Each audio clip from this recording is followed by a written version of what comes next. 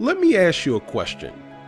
Have you ever had an idea, or better yet, let's just say an opinion, where you're pretty sure that most people may not really understand where you're coming from and even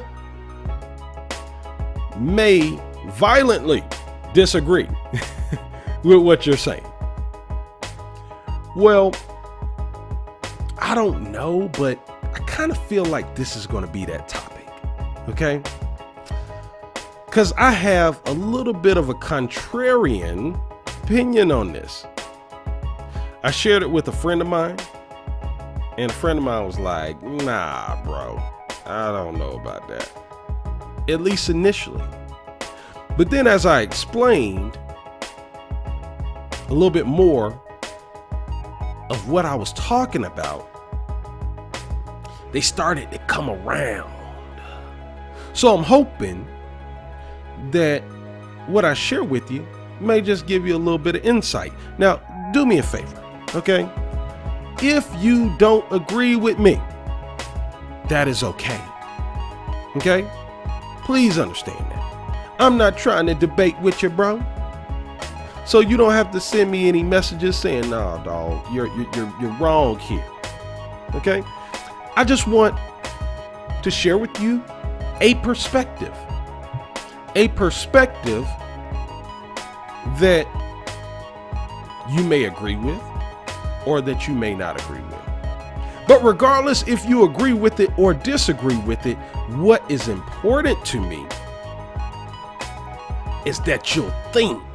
That's right. I want you to think. You know that thing that most people don't do nowadays? So here's what we're talking about. Sore losers are typically the true winners. Let me say it again.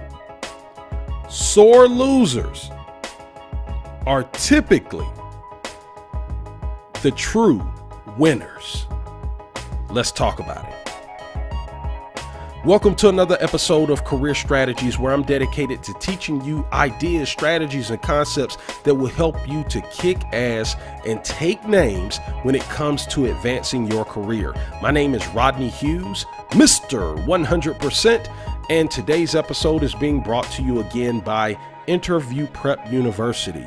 If you have an upcoming telephone, video, or face-to-face interview coming up and you want to be best prepared to be able to avoid the deadly mistakes that cause most candidates to fail miserably when going through the job interview process, you got to take advantage of this 100% free virtual training platform. Head on over to www.interviewprepuniversity.com. Again, that's www.interviewprepuniversity.com. All right, let's go ahead and talk about it. Sore losers.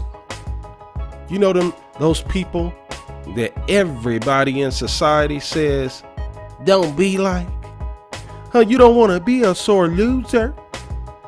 Sore losers are typically the true winners. Let's dive into this thing a little bit. So I was thinking about this one day, and as I was like kind of chewing on this idea, it dawned on me that a lot of the people that we recognize as being winners, right? Like true winners, like people who accomplish like amazing things in this world. When I started thinking about these individuals, a lot of times I came to realize like these people are actually, like, if in my opinion, sore losers, right? When I think about Michael Jordan, he's typically well respected. If you know, there's a debate going on right now between him and LeBron James, but regardless, most people, whether you think that LeBron is better or whether you think that Michael Jordan is better, most people in the world would label Michael Jordan as a winner. right? Kobe Bryant, another guy in basketball. People would label that person as a true winner. Ray Lewis in football. Most people would label him as a true winner. Steve Jobs, right? And I think that the list goes on and on. I could continue to just go on and on labeling people that I believe are true winners and that a lot of people in society believes is true winners. And the one thing that I noticed about these people, right, is that they're extremely competitive. So much so that it probably doesn't even provide it justice by saying competitive. These are dominating forces. These people are dominant in their profession, in their given craft.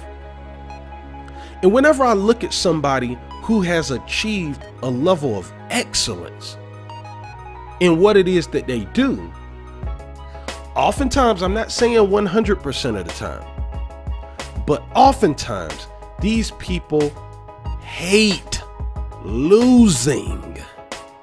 Do you understand that? They absolutely hate it. Some of them, when they lose, like kind of like channel that anger internally and don't really display it externally. And some of them, when they lose, they will actually display it externally, which makes it easier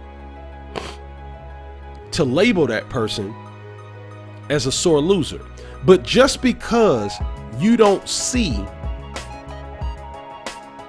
a person just outwardly be a little bit obnoxious about losing doesn't mean that it's not eating them up inside.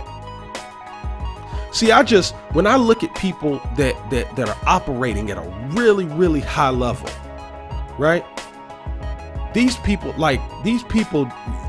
it's something inside of them that just drives them, where the average person would say, hey man, they'd be thinking in terms of, man, I'll take it easy.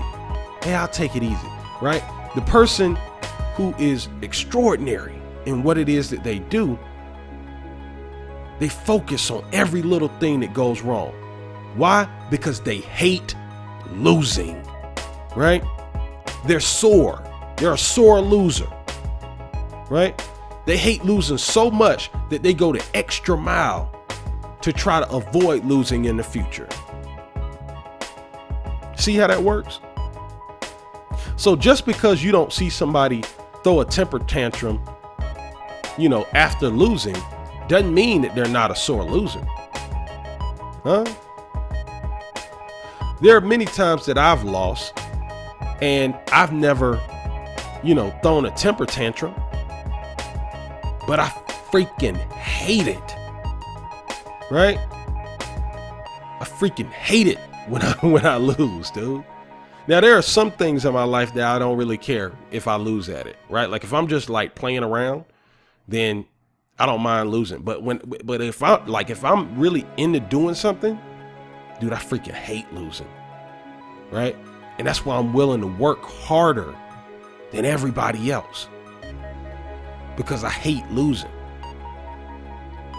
And most of the true winners that I've seen, that I've come across, all have that in common. So it's funny whenever I hear people say, oh, don't be a sore loser. Because whenever I hear people say that, in my mind, I'm thinking, but you sound like a loser. Because the winners that I see and that I have met in my life, they fucking hate losing. Right? When they lose, they go to work because they don't ever want to be in a situation where they allowed their mistake to cause them to lose again.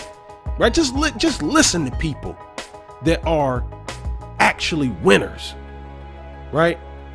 That get down and dirty, and are willing to go the extra mile and put in the extra work to make things happen. These are not, listen, these people are different, I'm telling you. And some of them are a little bit more charismatic about the process than others. But the one thing they all got in common is when they start losing, they start buckling down, they get pissed off, and they go to fucking work. Okay? Why? Because they are sore losers, right? They don't take losing too well. They don't like losing. They don't feel comfortable losing. Huh? So that's just my little perspective on it. You know, it's an idea that I thought about for quite some time. And I you know, it's just one of these things that is just really, really interesting when I think about it. And so I want you to think about it. Again, you don't have to agree with me, right? But I just want you to think. Are you too comfortable with losing? Because if you're comfortable with losing, you will never even come remotely close to tapping into your potential. I think it's impossible. I think it's impossible for someone that's not a sore loser to actually even become close to tapping into their potential. Because I don't think you're gonna have the grit enough, the drive enough to push through the pain and get better. If you're comfortable with losing, if you can lose and then you could just go out and have a good time and just be all right and all this, listen, you know, I just don't think that, you know, you can have that kind of mentality and really accomplish something like of huge significance. Or at least I just haven't seen it. Okay. I could be wrong. If you know, and please do. If you know someone who has accomplished phenomenal success, and when they lose, they lose and they're okay with it. Hey, I'm happy, man. Hey, it's just for the love of the game, right? If you show me that person that's happy, that's a happy loser, and simultaneously they are a phenomenal winner, if you show them to me, I'll shut the hell up. I will. I promise you, I'm the type of person that if you can prove me wrong, I'll be more than happy to admit publicly that I am wrong, right? Just show me it, because I hadn't seen that. I haven't seen a person who's happy-go-lucky about losing that goes out there and wins like a fucking titan. I just have not seen it. Just a thought. So keep this in mind. It's the goal of this is not to per se say that I want you to be a sore loser. Okay? Really, the point of this episode is just really an observation. Okay? Because I hear people all the time say, man, don't be a sore loser, right? But when I think about it, it's like all the sore losers that I know are typically the winners, because they hate losing.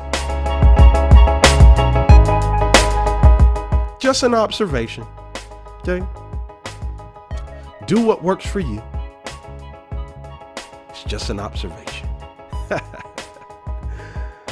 All right. Well, hopefully you got great value out of today's episode, or at least hopefully it inspire you to think just a little bit. If you haven't done so already, I want you to pick up a copy of my book, The Ugly Truth About Getting Hired: How to Land the Job of Your Dreams Regardless of the Competition. The biggest challenge you're going to face in your career is competition. Don't get it twisted. Right now, as we speak, the competition is fierce in the job market. Over the next 5, 10, 15, 20, 30 years, it's going to become absolutely insane. The technological advancements that are taking place, that have already taken place and that are continuing to take place as we speak, are going to gradually make things more and more difficult. Just open your eyes, look around, and see what's actually taking place in the world, and you'll understand what I'm talking about. Okay?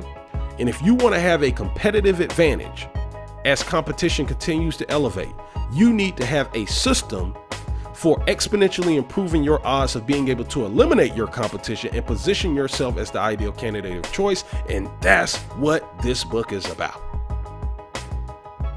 If you'd like to pick up a copy, head on over to www.theuglytruthbook.com. Again, that's www.theuglytruthbook.com. All right. Hopefully you got great value again. Do me a favor, like, comment, and subscribe. And if you haven't done so, man, share this episode. Hopefully it will inspire someone to think a little bit more. I'll see you in the next episode. Take care.